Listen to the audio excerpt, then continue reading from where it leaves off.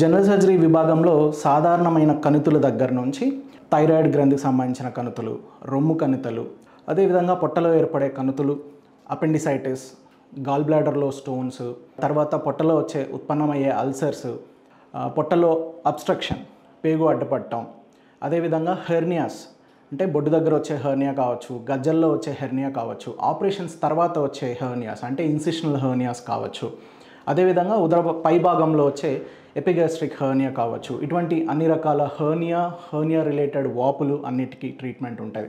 అదేవిధంగా బీజాలలో ఏర్పడే స్వెల్లింగ్స్ అంటే హైడ్రోసీల్ కావచ్చు, అదేవిధంగా వారికోసీల్ కావచ్చు, ఇటువంటి వాటన్నిటికీ కూడా ట్రీట్మెంట్ ఉంటుంది. అదేవిధంగా డయాబెటిక్ ఫుట్ అల్సర్స్ అంటే షుగర్ ఉన్న వాళ్ళలో కాళ్ళ మీద ఏర్పడే పుండ్లు, అదేవిధంగా వారికోజ్ వెయిన్స్ అనేవి, సో ఏవైతే రక్తనాళాలకు సంబంధించిన వ్యాధులు కాళ్ళలో వస్తాయో అవి వాటికి సంబంధించి ట్రీట్మెంట్ అనేది ఉంటుంది. అదేవిధంగా మనకి సెలైవరీ గ్లాండ్స్ అని ఉంటాయి, అంటే మన ఉమ్ము ఎంగిలి ఉత్పన్నమయ్యే గ్రంథికలు, వాటికి సంబంధించిన వ్యాధులను కూడా ట్రీట్ చేస్తూ ఉంటాం. అదేవిధంగా లైపోమాస్, సెబేషియస్ సిస్ట్, ఇలా స్కిన్ నుంచి కింద ఉన్న సబ్క్యూటేనియస్ ఫ్యాట్లో ఉత్పన్నమయ్యే కణుతులను కూడా మనం సర్జరీస్ చేస్తూ ఉంటాం. పొట్టకు సంబంధించి అన్ని లాప్రోస్కోపిక్ సర్జరీస్ని చేస్తుంటాం. అంటే పొట్టలో ఇన్ఫెక్షన్స్, అపెండిసైటిస్ కావచ్చు, అదేవిధంగా మనకి ఏదైనా అబ్స్ట్రక్షన్, పర్ఫరేషన్ అంటే పేగుకు సంబంధించిన వ్యాధులు, వీటన్నిటికీ కూడా మనం సర్జరీస్ చేస్తుంటాం.